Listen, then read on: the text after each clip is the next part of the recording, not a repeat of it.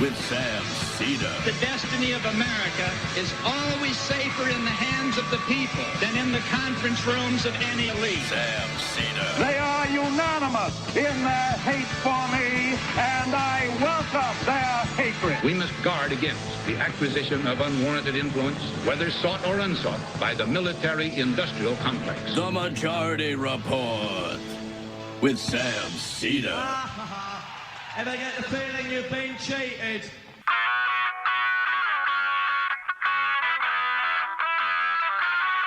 It is Tuesday, August 22nd, 2023. My name is Emma Vigeland in for Sam Seder, and this is the 5-time award-winning Majority Report.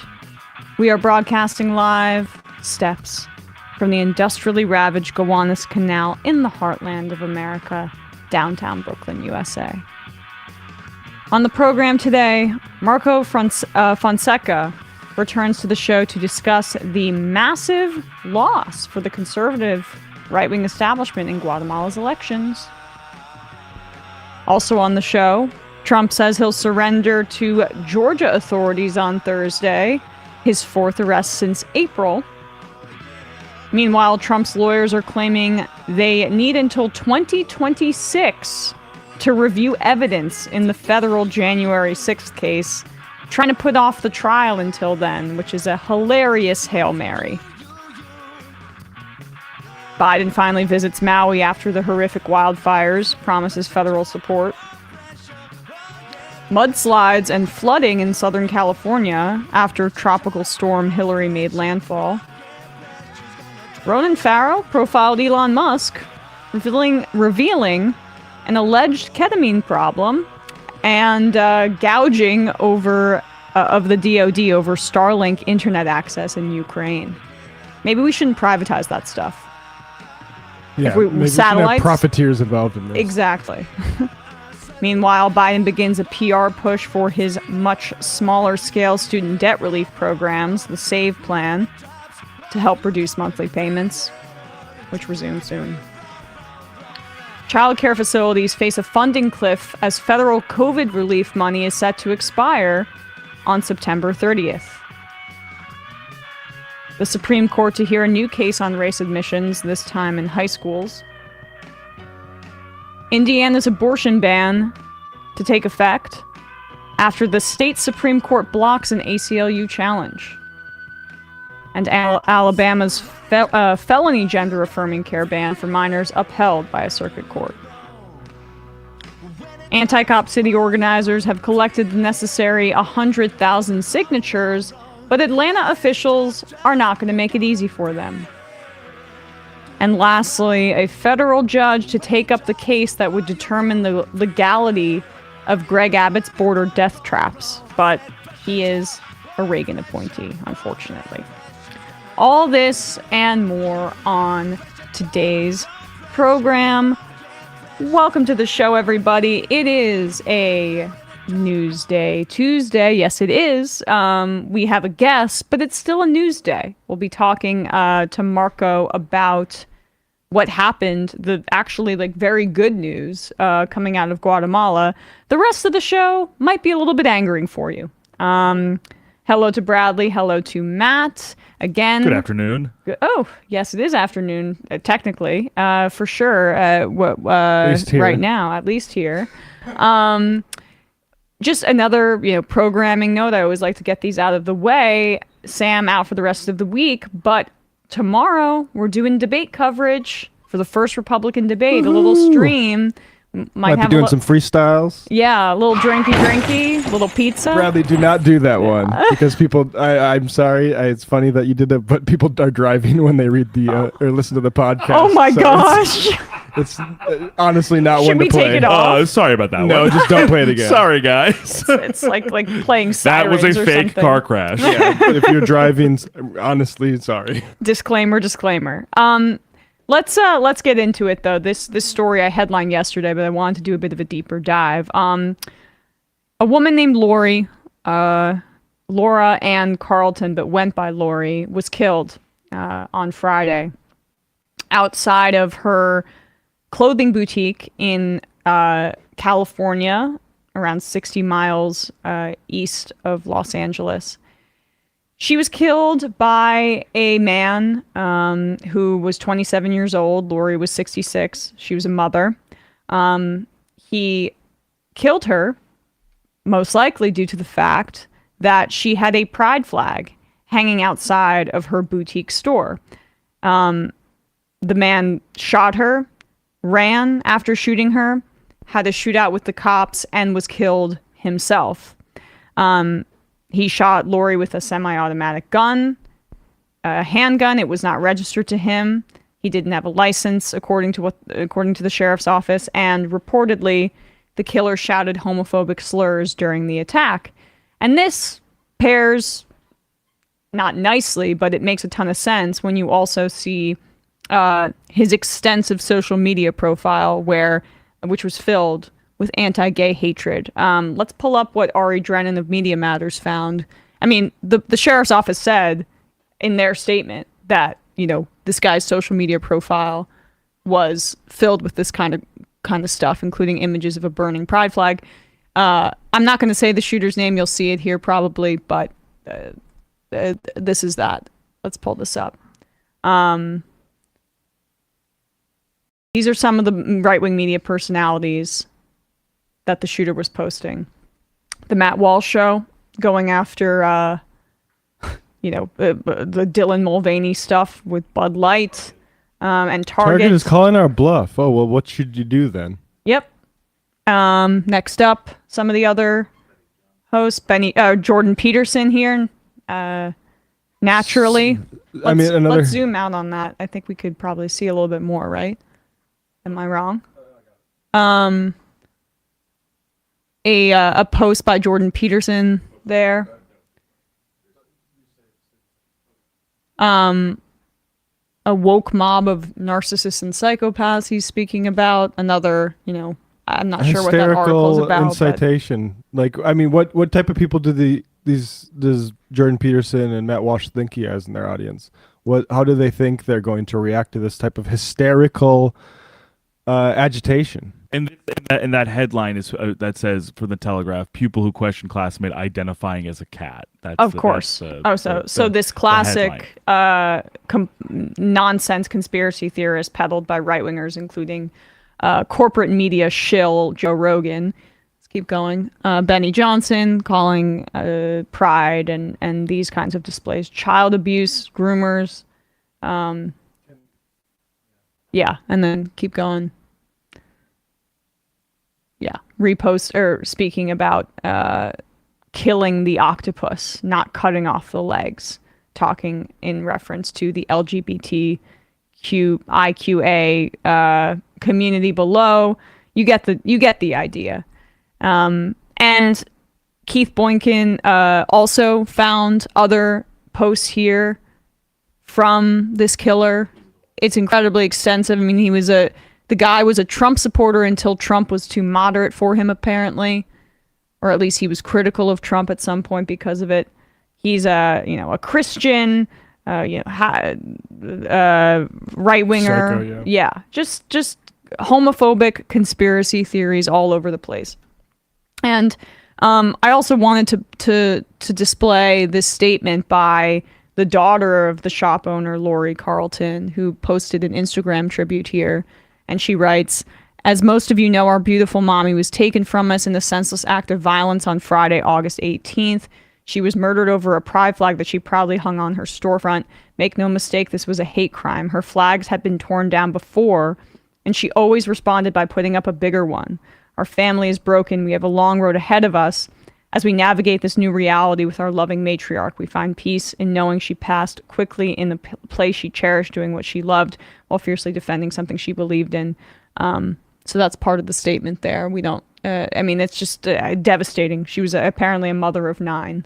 And I just wanted to highlight this at the start of the show because whether it's the Pulse nightclub shooting, whether it's bricks being thrown in storefronts that have pride flags, whether it's attempts to severely damage or burn down pride centers in other parts of the country, this is stochastic terrorism enabled by a a rabid right-wing media apparatus that is 100% engaged in this kind of hatred for money, and the true believers are okay with this kind of violence being inflicted upon people who choose to show solidarity with the LGBTQ community. But it's kind of indistinguishable from the people that do it for money. It doesn't really matter what their intentions are. What matters is that they're fine with this kind of violence in the end, because either they're making a killing or they believe that this is what people deserve. And members of the media, we saw this with Tiller the baby killer back in Bill O'Reilly's days, where he called out this doctor who was providing abortions by name. Eventually someone killed him. Yeah. And that's just the price of doing business for the right. Yeah. But maybe we get some blogs saying, hey, why don't you just review Bill O'Reilly's segment about if Tiller's a baby killer? Why is the media afraid to engage with it, as Matt Taibbi said? This is where this actually leads to. And people like acting as if there's some sort of intramural debate to be had with these hate mongers are a whole nother problem to deal with. Exactly.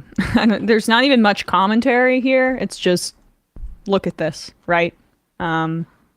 This is our country. Here's a tweet from the guy. Just the first couple lines. America must repent for a lot of things we allow: abortion/baby killing, sexual immortality. I think he means immorality. Sexual immortality is pornography. Darkly so. We just got to stop these sexual immortals. Pornography, same-sex marriages, LGBT, blah blah blah. Yep. I mean, and then they'll say it's mental health, right? I mean, this guy was clearly crazy.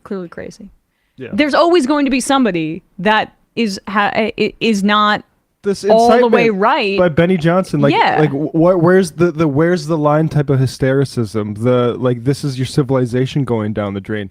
We have an extremely armed country. What do you think's going to happen?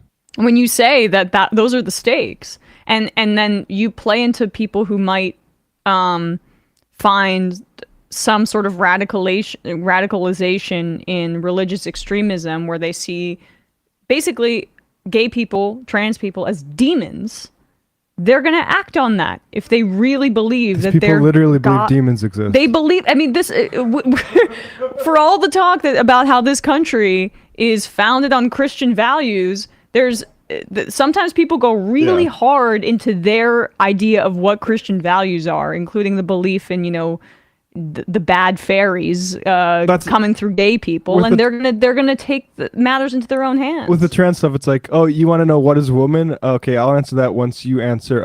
Do you think demons literally exist? Yeah, right. Tragic story, but yet just another example of what this leads to. All right, guys, we have a quick word from one of our sponsors, and when we come back, we are going to be diving into the results of the Guatemala elections with Marco Fonseca.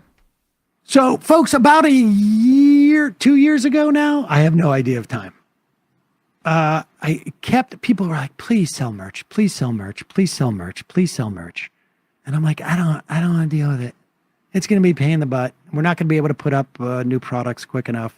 And then, I don't know if it was my sister, somebody was like, Shopify, just get Shopify.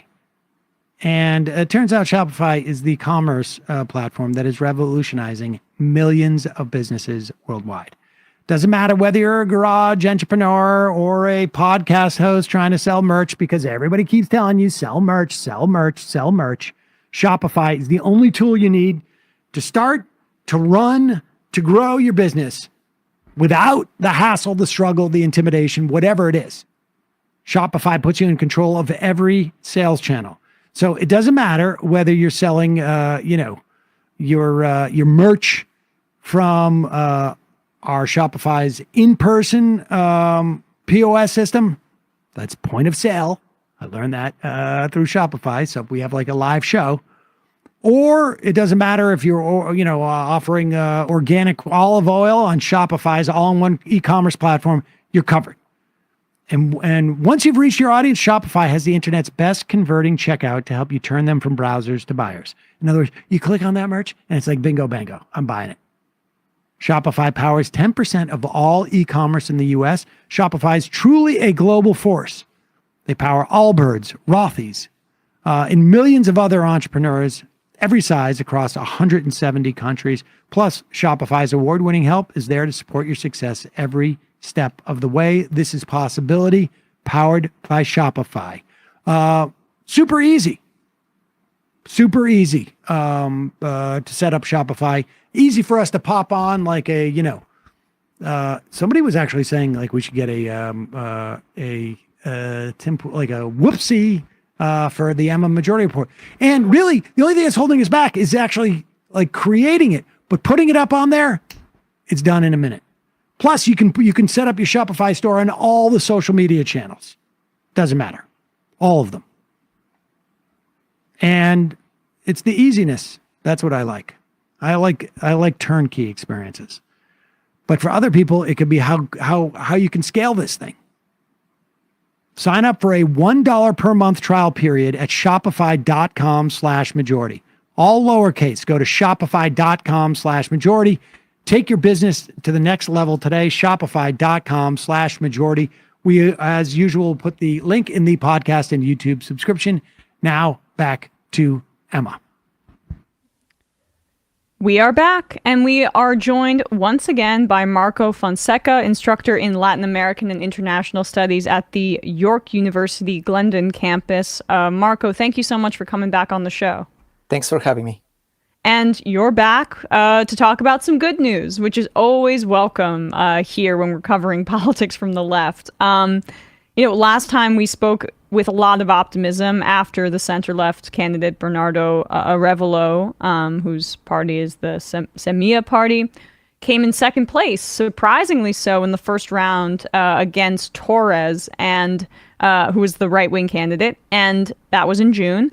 Now, as of this weekend, Arevalo has won the presidential election in decisive fashion, I should say. Talk about this incredible moment. Thanks. Yeah, this is a moment that Guatemala has not experienced in 80 years, 90 years since the last time Guatemala had news like this, when people woke up the next morning, was the election of Juan José Arevalo. That is to say, Bernardo Arevalo's father, way back in 1944.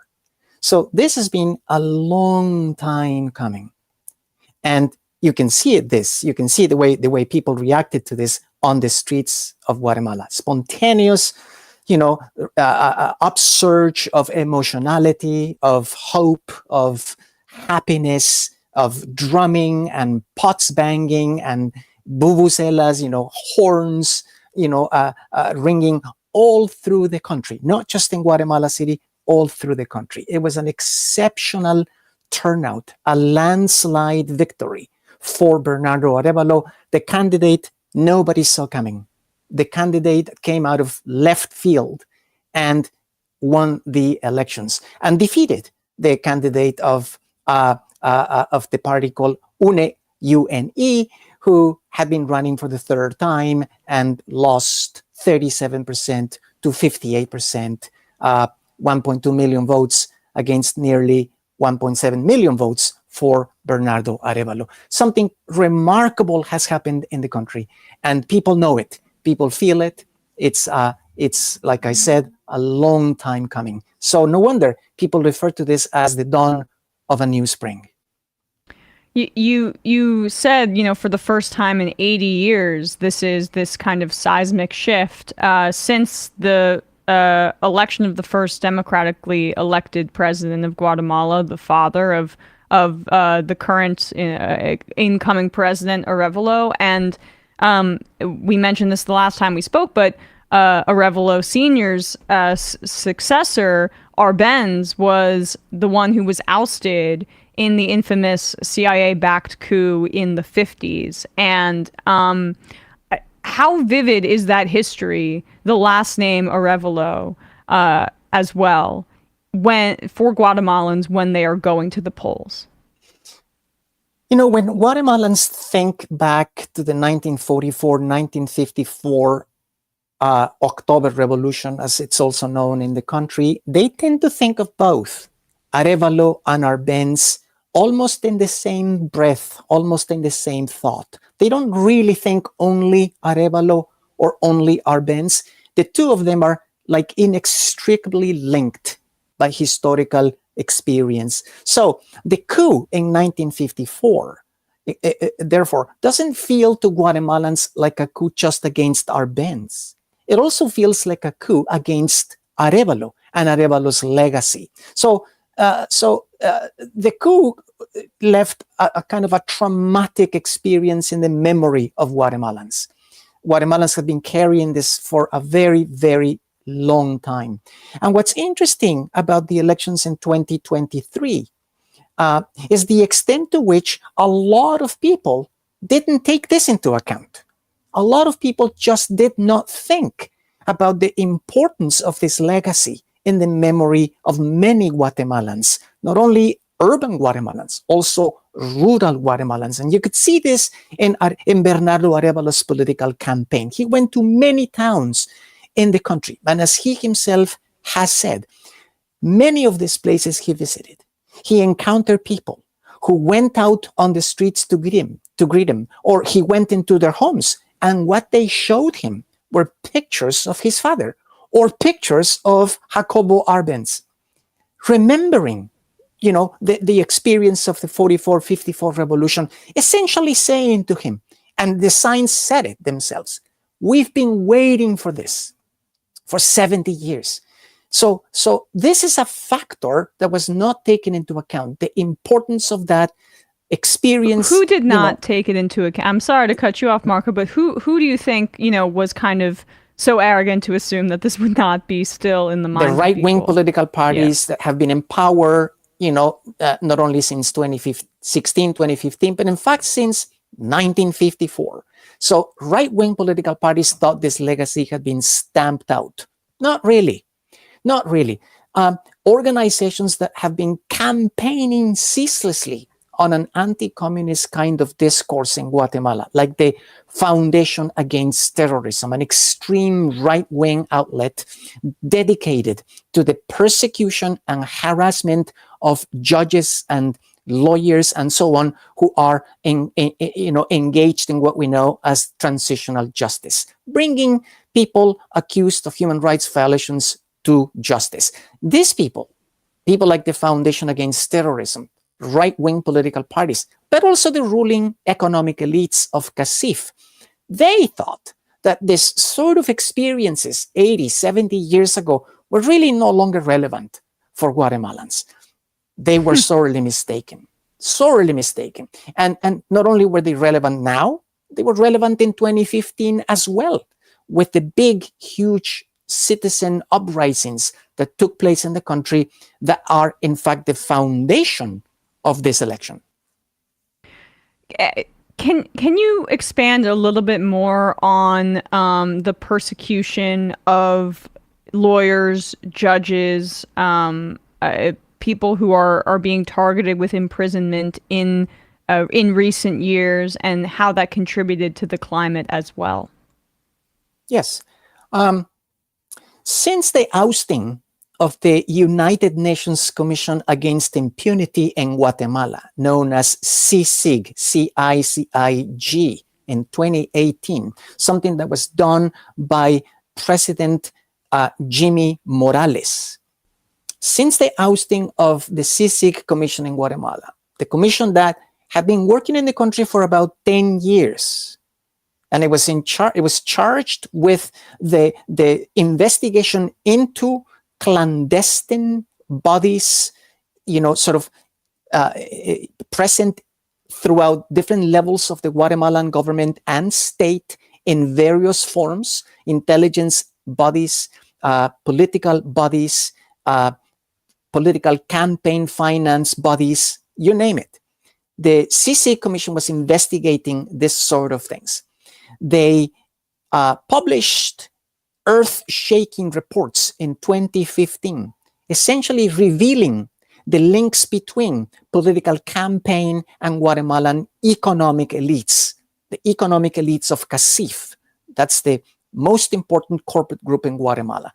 And together with CICIG, you then had also a number of very important people in Guatemala, like the chief of the public ministry at the time, Telma Aldana, for example.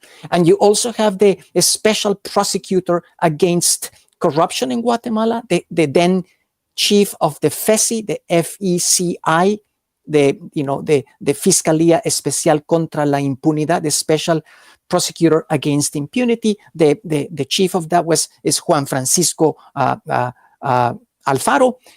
You had people like Aldana, Alfaro, and then you have other prosecutors working with FECI.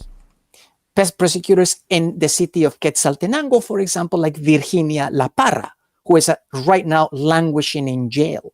And together with them, you also had a number of incredibly courageous, judges in Guatemala who were presiding over some of the trials brought before them by the special prosecutors of FECI under Juan Francisco Alfaro. Judges, very important, like Judge Galvez, for example, judges that are now, in exile. About 20 lawyers and judges and special prosecutors, including Telma Aldana, Juan Francisco Alfaro, Judge Galvez, and so on. They're all now in exile in Washington and other places. And the reason for that is because since the arrival into the public ministry of the current chief of the public ministry, Consuelo Porras, which was appointed by Jimmy Morales and then confirmed again for a second term in 2018 by President Giammattei, Consuelo Porras has essentially been wielding the power of the public ministry against those people dedicated to the prosecution of corruption. And among those people among the people that are being prosecuted are people like Alejandro Sinibaldi, people that are highly, highly corrupt, identified with the public finance of both the FSN Nación Party of Jimmy Morales and the Vamos Party of President Giammattei, the outgoing president right now. So the prosecution of all these people has resulted in the essentially the exile of lawyers and judges and prosecutors and so on. That was going to be my next question about Giammattei, the current president, or now outgoing. I mean, what was his role? My understanding is that his approval ratings have been horrible because of crime, cost of living increases, and difficulties that people are feeling in their material lives. How did his tenure as president fit into, obviously, the targeting of his political opponents and just the economic and general situation, the climate that led to Arevalo winning in decisive fashion? I think Giammattei started off in a kind of a dismal way. If we go back to the beginning of his tenure in 2020, we're talking about pandemic times. This is the middle of the pandemic in Guatemala. And one of the most infamous things Giammattei did, which pretty much set the tone of his presidency for the remainder of his period. Essentially, he told Guatemalans, listen, people, the pandemic, it's a serious problem. It's true.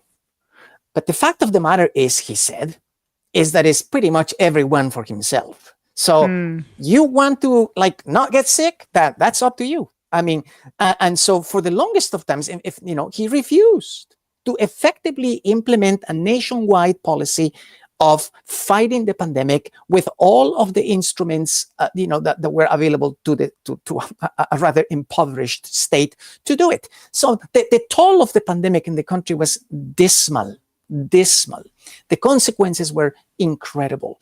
The collapse of the healthcare system was obvious for everyone to see. It could not cope with the number of people who ended up getting sick and ended up dying. And we're talking about the healthcare system, the very system which was set up in the country by Juan José Arevalo in the 1940s. So it's very important how all of this plays into 2023. So Alejandro Giammattei begins terribly with his mishandling of the pandemic. And then from then on, he goes on to implement a number of policies. His signature policy, perhaps, was his fighting against hunger, extreme hunger in the country. He poured millions of dollars into the fighting of hunger, which in Guatemala, under Giammattei and Morales and previous governments, effectively means handing out bags of food. Handing out bags of food to poor people. I mean, what can you do with a fish or two? I mean, you eat it and then that's it. The poverty doesn't go away. So his signature program was the fight against extreme hunger and malnutrition. This, it turns out, and we had a report in a local newspaper in Guatemala called Plaza Pública, which effectively revealed that not only did Giammattei failed in his signature policy, which is to eliminate extreme hunger in the country by about 7 percentage points, using the baseline when he came to office as the baseline. He failed entirely. Malnutrition levels in the country are, as we speak, on the rise. Right? On the rise. So just during his tenure, apparently, the number of people under extreme conditions of hunger has risen by 16,000 and growing. So his signature developmental policy was a complete failure. In addition to this, in addition to mishandling the pandemic, mishandling the extreme problems of inequality, poverty, hunger, malnutrition, child mortality, and crime in the country, Giammattei, of course, has also embarked in a process of sucking public finance, which is pretty much the same as what the government of Otto Pérez Molina did prior to 2015. In other words, the kind of corruption that the government engaged in that led to the citizen uprising of 2015 is the exact same kind of corruption, if not worse, that Giammattei effectively restored under his watch. So that it has been said, it has been argued, just to give you 4 examples, it has been argued that his most important political protege, a young man his name is Miguel Martinez, who was the chief of a special presidential office known as the government office within the government. This guy is claimed to have amassed a fortune reaching the incredible proportion of 2,000 million euros. I mean, it's unfathomable. But this was just giveaways. This was just the giveaways to friends, to capitalists, to donors, and that's same old. They have their ways. They have their ways. And one of the ways in which they do it is either they finance construction projects which are effectively overpriced, underbuilt, horrifically delivered, and then, of course, a lot of money siphoned out through what is effectively the piggy bank of corruption in Guatemala, the Ministry of Infrastructure, Communications, and Development. So they do this. And a lot of these contractors are friends of politicians, friends of the president, friends of Miguel Martinez. So they have their ways of allocating, I'm talking about thousands of millions of dollars in construction projects which are bogus, overpriced, underdelivered, terrible construction projects. This is truly one of the sources of enrichment for politicians in Guatemala. But then there is the other more open and more blatant approach to corruption, which is known in Guatemala, in the case of Giammattei, is known as the magic carpet approach, which is, for example, a bunch of Russian and Ukrainian investors in Guatemala. They wanted to get a special leasehold on one of the main ports of the country in the Pacific coast. This happened about 2 years ago. One of the very last cases revealed by Juan Francisco Alfaro, the special prosecutor who was fired by Consuelo Porras, who is now exiled in Washington. What he revealed is that a group of investors from Russia and Ukraine in Guatemala wanted to get a special leasehold on a chunk of land in one of the most important ports of the country. But to do that, they wanted to skip all the hurdles. They wanted to skip all the red tape. So they approached the president directly. And how did they do this? They effectively rolled up a red carpet, no kidding, stuffed with money, and went to Yamatei's presidential home, La Casa Presidencial, and reportedly handed over this carpet rolled up with, who knows how many millions of dollars inside to the president. When this that was sounds revealed, like a movie. Yeah. I'm telling you, it's a Gabriel Garcia Marquez kind of situation here. It's surreal how this kind of corruption can take place. But it did. And it is because this special prosecutor denounced this case publicly, and then the New York Times published a piece on it, that this guy ended up, not only getting fired from his job as the chief of FESI, but on top of that, he himself was going to be subjected to essentially legal war by Consuelo Porras. So with all that context, which is helpful to understand how to break this, what it means to break this right-wing corrupt establishment in Guatemala, the stranglehold that it's had there for decades. Arevalo, he's been described as an anti-corruption candidate and as a reformer. What does that look like in practice? What are some of the hallmarks of what he is promising? He says and has said repeatedly that there is no more important priority right now than to recover the institutions of the Guatemalan state that have been in the hands of corrupt politicians for a very long time. He has been repeating and emphasizing that there is no way to properly implement his political agenda, his development agenda, his environmental agenda, his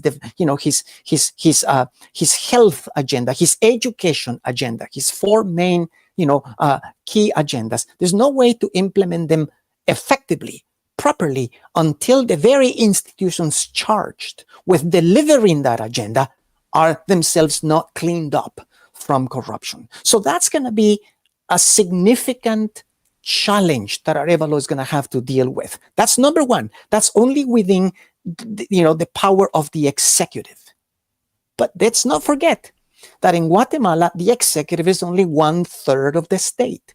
The other two powers of the state, the legislative power and the judicial power, remain very, very much in the hands of corrupt political forces, and they are hell-bent on making it impossible for Arevalo not only to deliver his agenda, but to govern at all.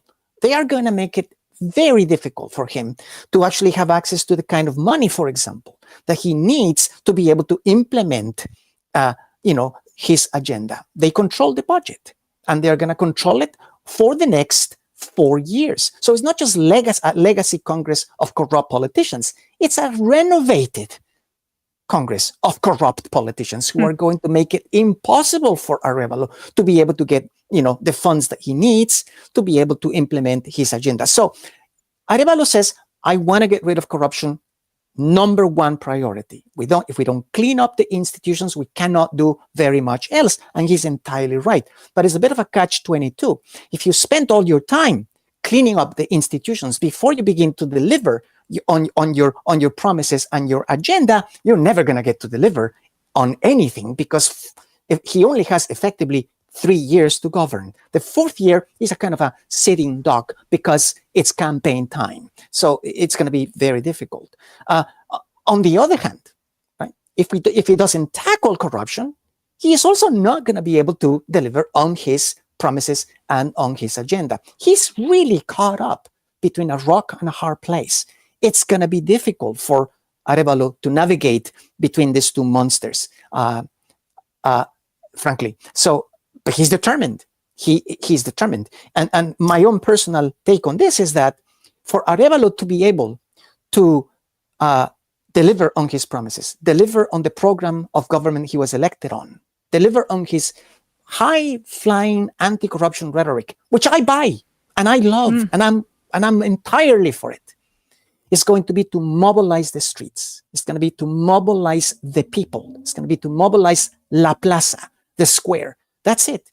If he doesn't have the backing of citizens, if the people get disillusioned too quickly, if the honeymoon doesn't last too long, it's gonna spell trouble. So he needs to pursue a strategy a little bit similar to what Petro is doing in Colombia, which is to say, faced with these massive obstacles in the legislature, they are appealing to the street. They're appealing to citizens. They're appealing to social movements. They're appealing to civil society organizations to come and essentially articulate around government policies and the fight against corruption. That, to me, is going to be the path forward for Arevalo. Well, Marco Fonseca, I can't thank you enough for coming on and giving us all of this context. Great news, but also the fight does not stop here. As you say, it needs to be continuous. Instructor in Latin American and International Studies at the York University Glendon campus. Marco, anything you want to plug as well, where people can find more of your work if they want to learn more about these topics? Like I said before, I like to tweet a lot, so they can find me on Twitter. Yes, exactly. Sounds good. All right. Appreciate your time, Marco. Thank you. Thanks for having me. Well, good news, but not without its challenges as well. I really appreciate Marco coming back on. We're going to go ahead. It's similar to like when Bernie was saying like, hey, if I actually did win this thing, like that's what actually I thought that same thing. That's what it would have been like, right? Yeah, really. Could you imagine if Bernie actually won the nomination, the institutional heft, the freak out about inflation, like the type of things that like you thought it was bad about Biden. Oh, like, yeah. Think about the Afghanistan withdrawal. Like we would have had a absolute red scare. Yes. From the highest, perches of power in this country. And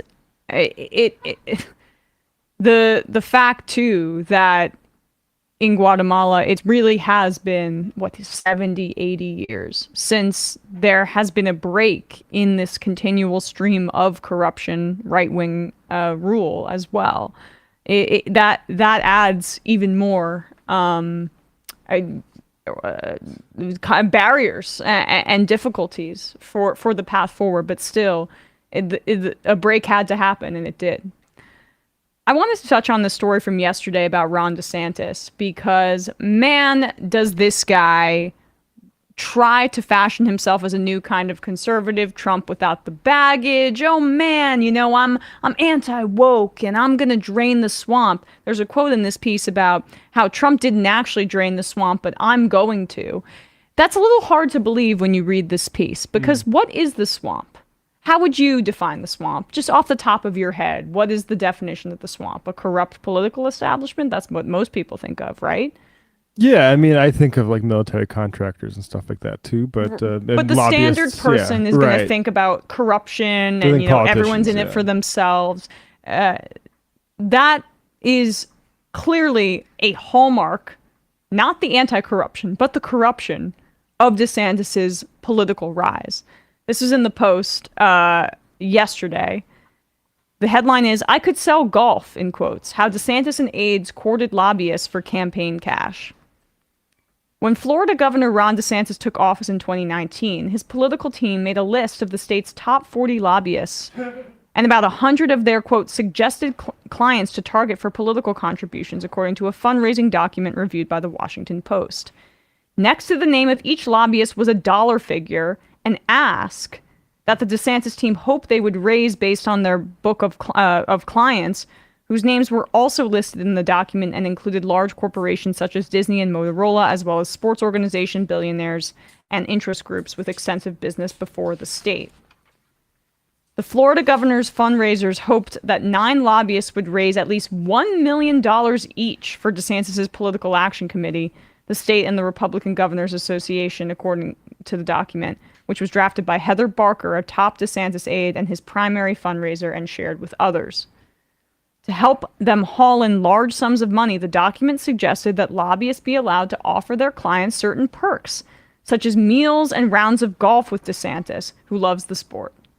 DeSantis fundraisers envisioned that some golf outings with the governor would net contributions of $75,000 or more, according to other emails among DeSantis' political advisors.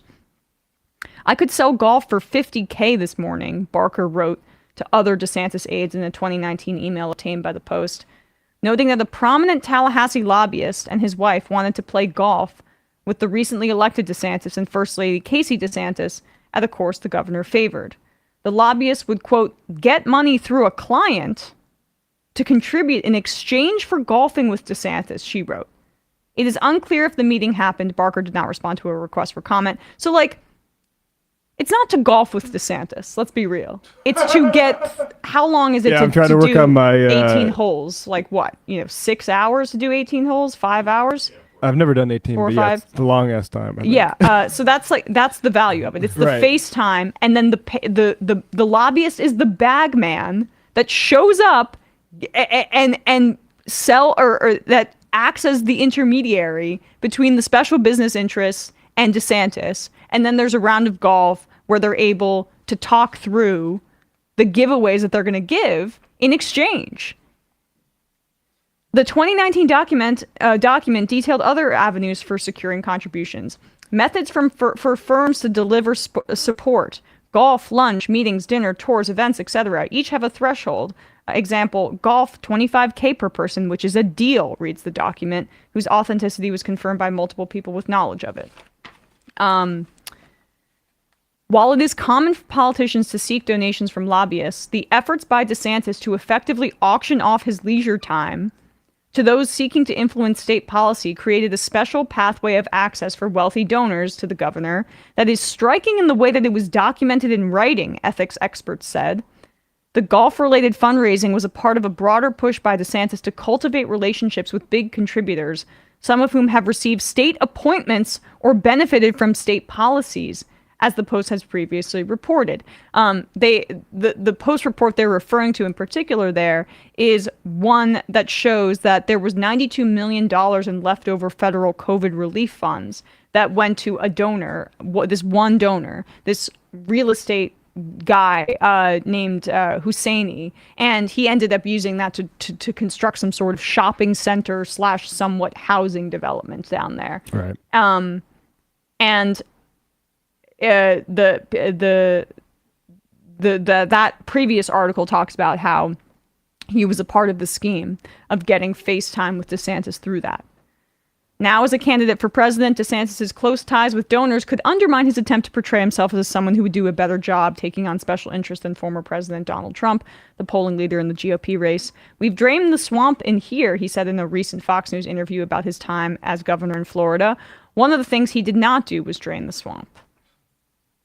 People familiar with the governor's fundraising described the operation as one that included direct involvement by the governor. DeSantis made some calls to lobbyists, the documents show, and often took meetings that were orchestrated by the team, which was run by political aides to the governor. The Post continues to talk about how involved DeSantis was in this. DeSantis' team sought to take advantage of his special fondness for golf for political fundraising, according to documents and interviews. A state party credit card was on file to cover fees and meals in at least one club where they played, and lobbyists were told he preferred certain courses. One lobbyist involved in the fundraising effort said clients wanted to golf with DeSantis because it guaranteed them hours of FaceTime with the governor. It wasn't because they're working on their chipping out of sand traps? It was not. It's about getting your phone calls returned and having the ability to make asks, the lobbyist said. I mean, it's incredible how open they are with this. You want to engender access and goodwill with the governor. More broadly, the documents and interviews provide an extraordinary glimpse of how DeSantis and his team interacted with big donors as they appeared to sell his personal time to political contributors. They included some of Florida's biggest corporations, including some companies that went on to win favorable policy changes from the DeSantis administration.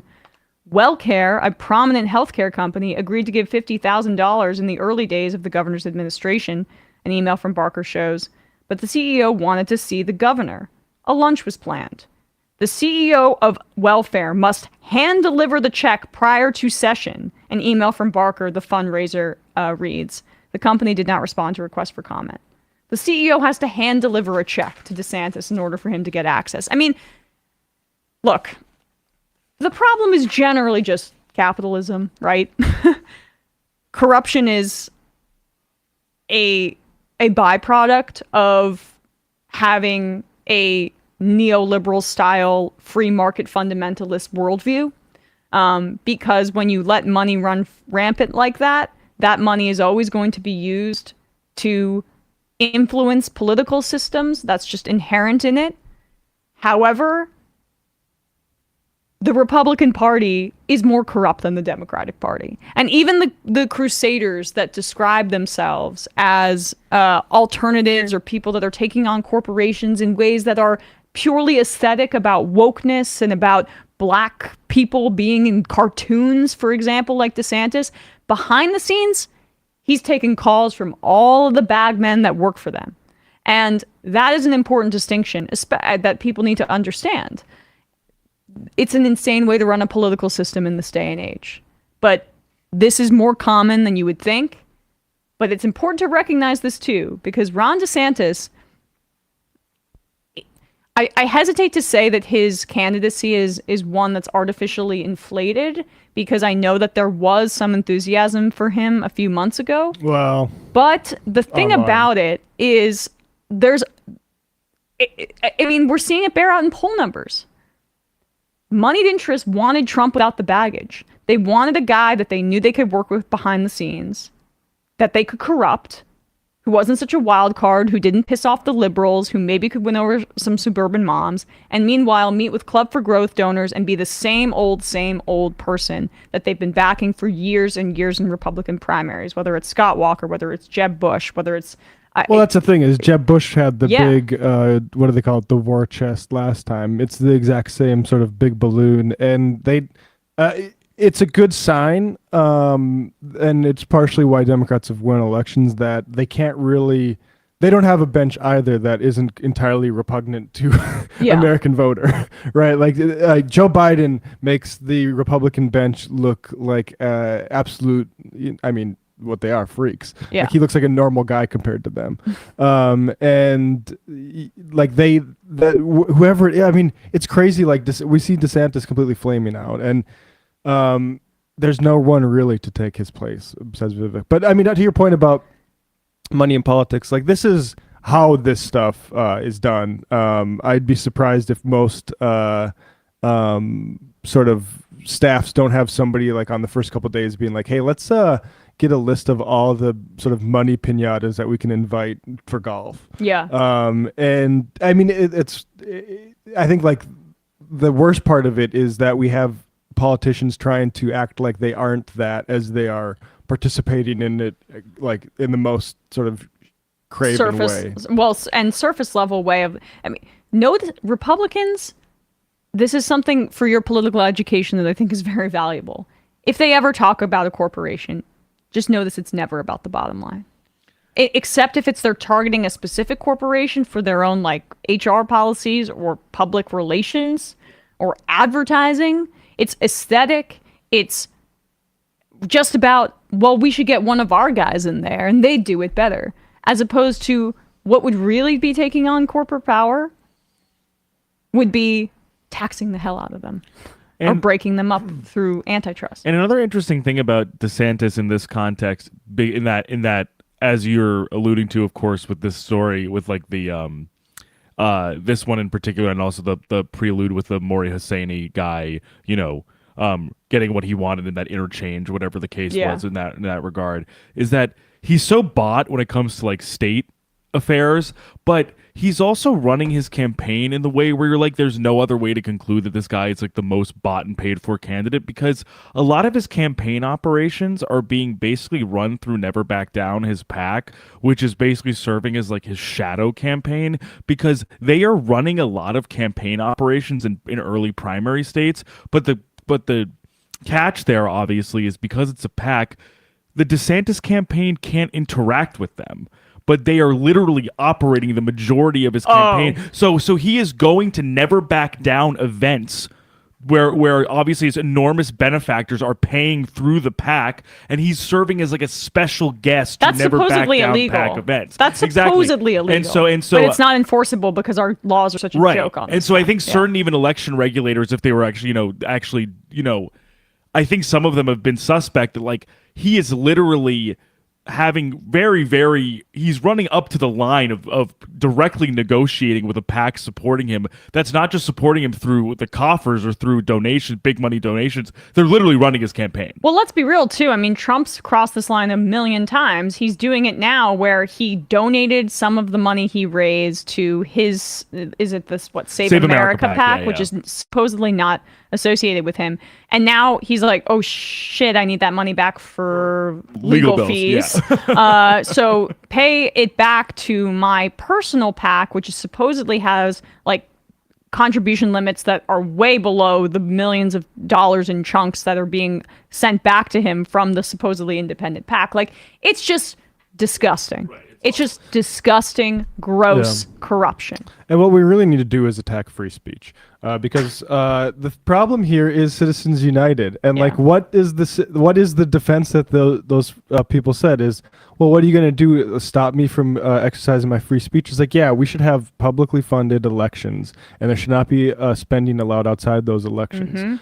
Sorry if you have so much money in your bank account that you want to use it to influence the election. I'm not going to consider that speech. That's paid speech problem. That's not a free speech issue. And like, so many of our issues are bullshit and reaction and like sort of the conspiratorial not conspiratorial, but like the organized reaction against sort of liberation as free speech. Yeah. Well, the idea that these right-wing libertarian psychos have been able to reframe spending money as speech. It's the same concept on Twitter right now. Makes you think that maybe speech is not really what they're interested in. Also wanted to highlight this. There was a report in POGO, which stands for, I believe, off the top, the Project on Government Oversight. Disturbing report, but this is a multi-year collection of data on ICE detention. Previously confidential records from within the Department of Homeland Security's DHS Office for Civil Rights and Civil Liberties, that's CRCL, confirms years of inadequate medical care, extensive use of solitary confinement, mistreatment of transgender individuals, shortcomings in rape and sexual assault prevention and response, inaccessible services, and other problems disclosed by people detained by ICE, Immigration and Customs Enforcement.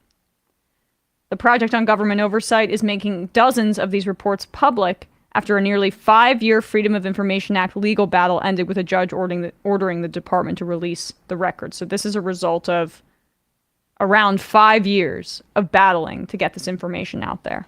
And many of it shouldn't shock you, but this is how we treat people trying to seek refuge and trying to immigrate into this country.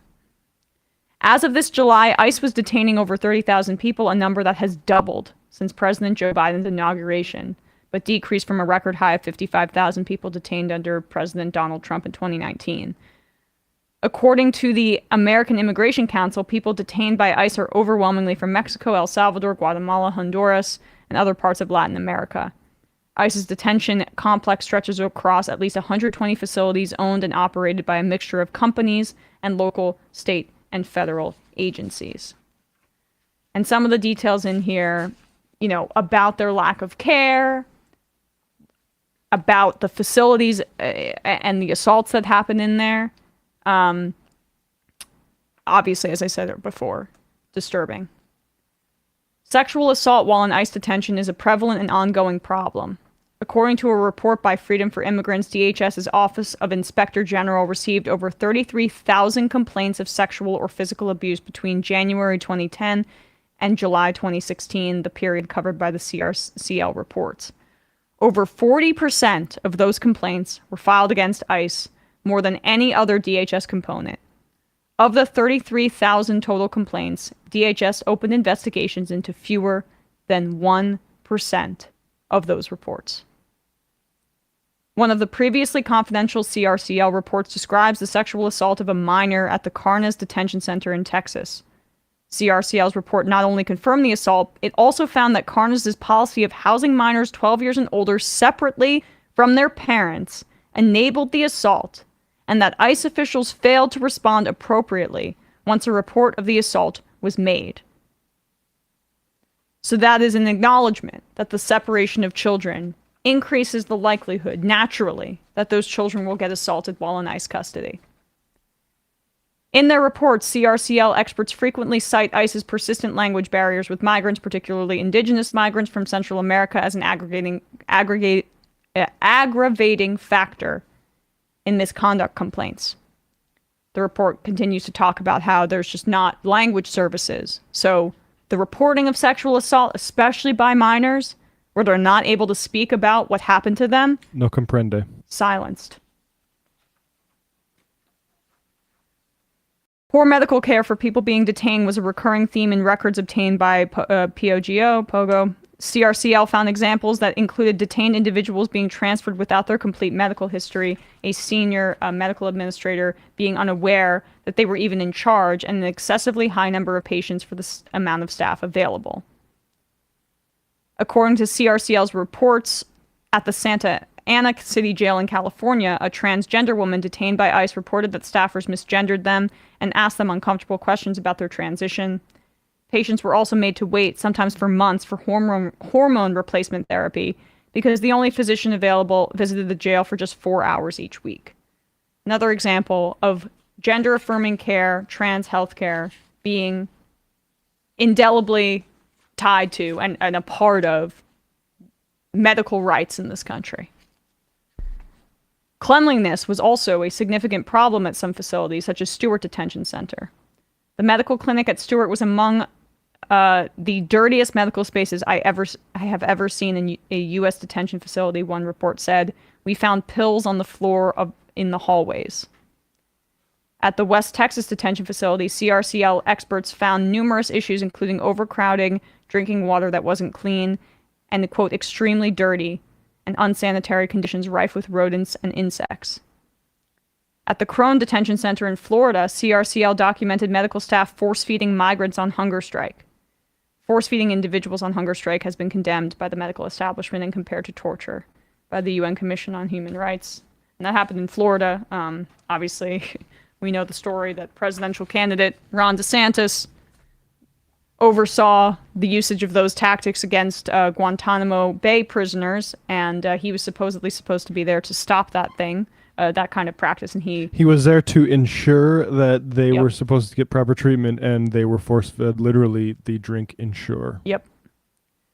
The extensive, prolonged, and improper use of solitary confinement was frequently cited by CRCL investigators as a major deficiency at ICE facilities. Basically, they throw anybody in solitary confinement. Several people being detained at the West Texas detention facility told CRCL that they were afraid to seek out medical care because of the risk of being placed in medical isolation cells. Some who were placed in isolation because of suicide risks were held in solitary for prolonged periods of time, and the cells that they were held in are not suicide resistant. One story involved a migrant woman who was being deported without her child around the same time, and in the same region where the Trump administration quietly began its pilot family separation policy in the Border Patrol's El Paso, Texas sector. The detainee was placed on suicide watch on October 22nd, 2017, after reporting being deported without her daughter, the report states. You know, that's going to increase suicidal ideation when you're separated from your child. She remained on suicide watch in a suicide-resistant gown for 5 days. 3 days after thoughts of self-harm had dissipated. What was it, that psycho military guy, I forget his name, was saying about Jews in concentration camps and what you do when you're put into General circumstances? Flynn? Just like resist harder? Yeah. This is a quote from a woman named Marlissa, a 22-year-old who describes her experience, and she's from the Bahamas. Being detained as an immigrant and having to fight for my freedom, I have faced discrimination based on my race. I faced a lot of racism, a lot of disrespect, and a lot of unfairness in this system. I was threatened with solitary confinement after officers used racial slurs against me. Being detained, it's like you have no say and you have no rights. It's as if they look at you like you're beneath them, and the door is just being slammed in your face like you're an animal. I mean, I could go on and on here. I'd encourage everybody to read this report, as disturbing as it is, and I'm sure it was difficult to listen to. But we need to understand what ICE is and why it needs to be abolished. It is a criminalization. It is a warehousing of regular human beings seeking to improve their lives by coming to the United States. We're separating people and seeking refuge for the deterrent effect. So, like, the incentive here are very perverse in that, like, the extent that these things are happening, there's part of the Border Patrol that's like, yeah, let them hear about it, so they don't come. Yeah, and they, but the effect. There's been no signs that have shown that the barbarity has a lasting effect on keeping people from coming. Right. It has some temporary effects when they hear that maybe they'll get separated from, their children. But for the most part, people will wait it out and then decide, look, I'm trying to improve my situation. I may be living in a country that has a ton of gang violence and my life is under threat. So it's a question of, am I going to stay here and have my life threatened, or am I going to take a risk and hope that I can get to the United States and be in a better situation and maybe be able to make a little bit more money that I can make here? And a lot of the violence in those countries is directly caused by U.S. policy in things like the drug war and NAFTA and destabilization of democratically elected governments in those regions for decades because, capitalists in this country needed to get wealthy or even more wealthy. And what we just need to do is expand the bureaucracy to allow people to seek refugee status here and help naturalize people. Exactly. They can be. Like, we have plenty of room for people. One of the reasons, if you look at it, why the American economy is so strong is in part because Biden has restarted getting migrants back into the country, and that labor is helping us significantly. It's probably not almost certainly, definitely isn't compensated the way it should be, but like, that's just a reality. And like, that combined with like labor unionizing is the way forward, but we can't really say that even as like a Democratic Party. We need more in the party to say, like, this is good and this is the way forward. Biden's been terrible on the exactly, border. and not running away from it and saying, actually, we're the tough on the border guys. Yeah, he's terrified of being called soft in that way. And the Democrats, it reminds me of, like, don't say abortion, don't say abortion. Exactly. Come up with a counter narrative until it gets so horrific that we are in a place where, I don't know, we reach such a bottom that there has to be some action. But then you've completely greased the wheels for the right-wing fascist narrative. Come up with a counter-narrative now, the Democratic Party, and don't just do these quiet court cases against Abbott in the shadows. Biden should be out front using the bully pulpit, talking about the Republican barbarity. You think the average American wants a mother who's pregnant, tangled and in barbed wire, bleeding to death in the Rio Grande? You think that people are really interested in that? Do you think that when they hear these stories about what detention's actually like, that they would back that? I don't think so. And if they do, we should make it clear that they do. And if they do, they're not voting for the Democrats anyway. Okay? So they're just fascists, and they're going to go with the right no matter what. ICE does not need to exist. It was a post 9/11 creation. It is not a part of the founding document. It is a part of our government that we could do away with easily. And it could become a much more robust process that Matt describes of bringing people in through checkpoints, documenting their names, where they're planning on living. This is the status. This is how you can get naturalized. This is how you can get become a citizen. This is how you can seek refuge here. This is the legal process. And come to your court date. And if they don't come to their court date, it's not the end of the world. It's not the end of the world. That's the reality. And this is just going to get worse and worse with climate change.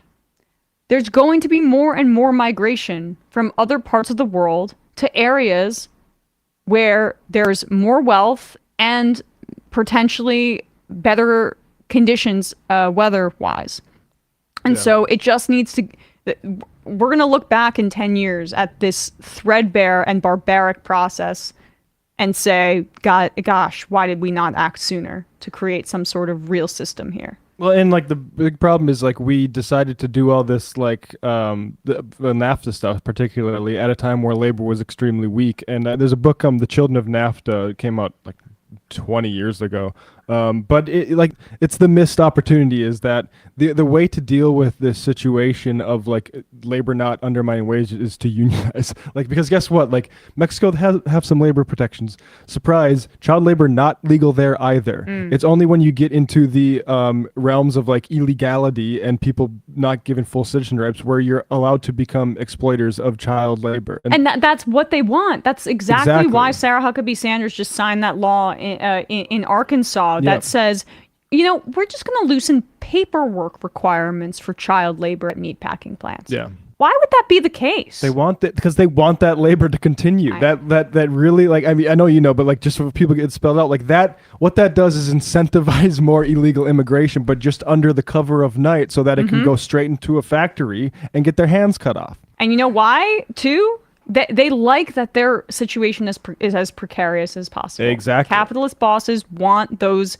kids to be desperate so that they come into the meatpacking plant and clean the blades and the blood at 4 a.m. And you behave yourself and don't get uppity. I mean, that's why doing this with cops like ICE instead of labor protections like unions is it's a way to serve the bosses, because the boss can say like, oh, you're going to complain about me putting your 8-year-old in that sausage grinder when it was not unplugged, but it's off.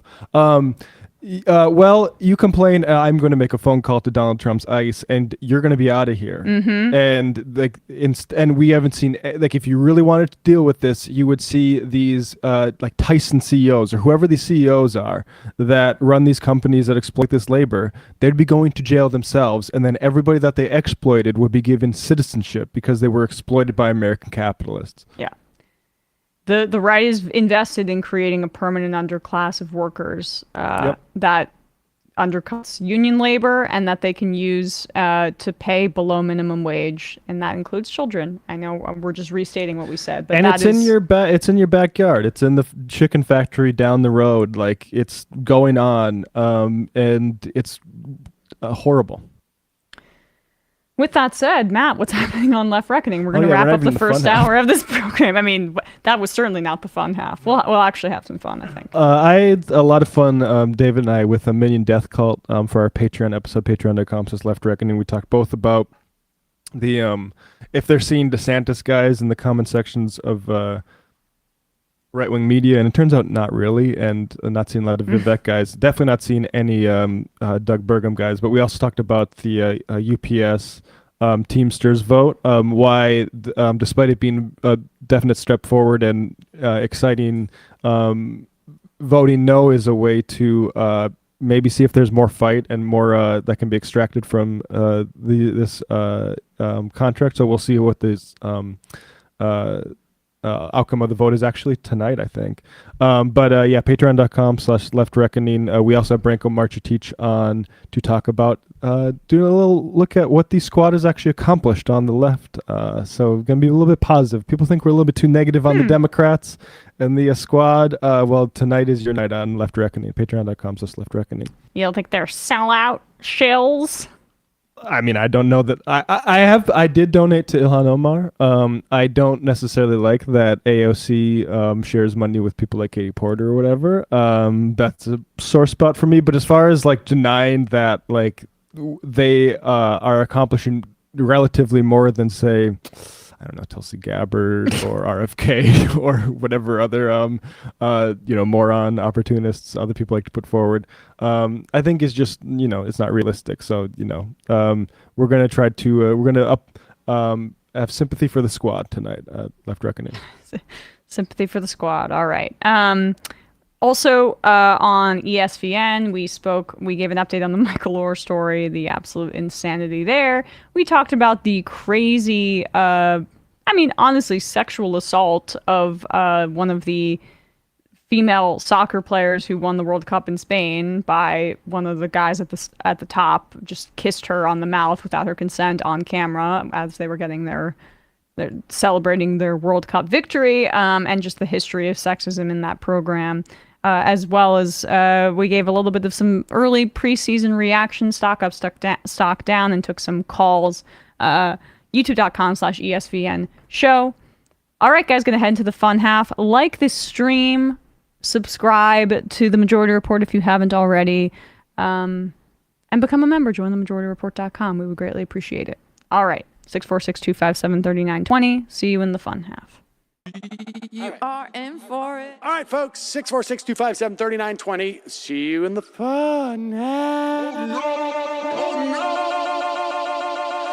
Are you ready?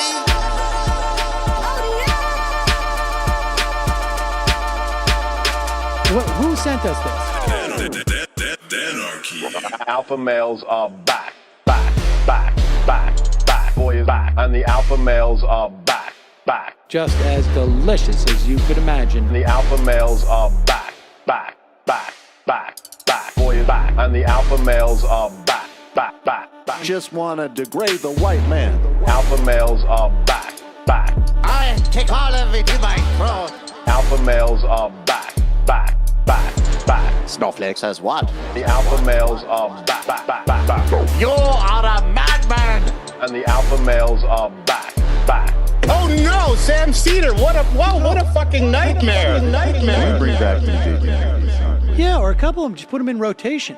DJ Danner. Well, the problem with those is they're like 45 seconds long, so I don't know if they're enough of a break. That's fucking nonsense. You see white people doing drugs, they look worse than normal white people, and all white people look disgusting. And the alpha males... Psych. Fuck them. Snowflake says what?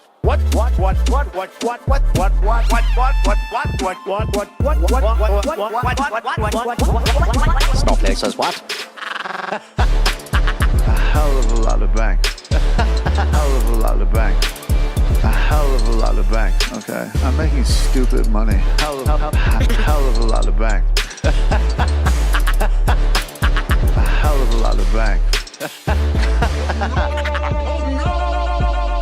All lives matter. Have you tried doing an impression on a college campus? I think that there's no reason why reasonable people across the divide can't all agree with this. Psych. And the alpha males are back. And the Africans are black African. And the alpha males are black. And the Africans are back. When you see Donald Trump out there, doesn't a little part of you think that America deserves to be taken over by jihadists? Keeping it 100. Can't knock the hustle. Come on. Fuck them. Things I do for the bigger game plan. By the way, it's my birthday. Happy birthday to me, Jew boy. I have a thought experiment for you. And the alpha males are back. Africans are black. Alpha males are black. Africans are back. Come on. Come on. Someone needs to pay the price for blasphemy around here. I am a total pussy.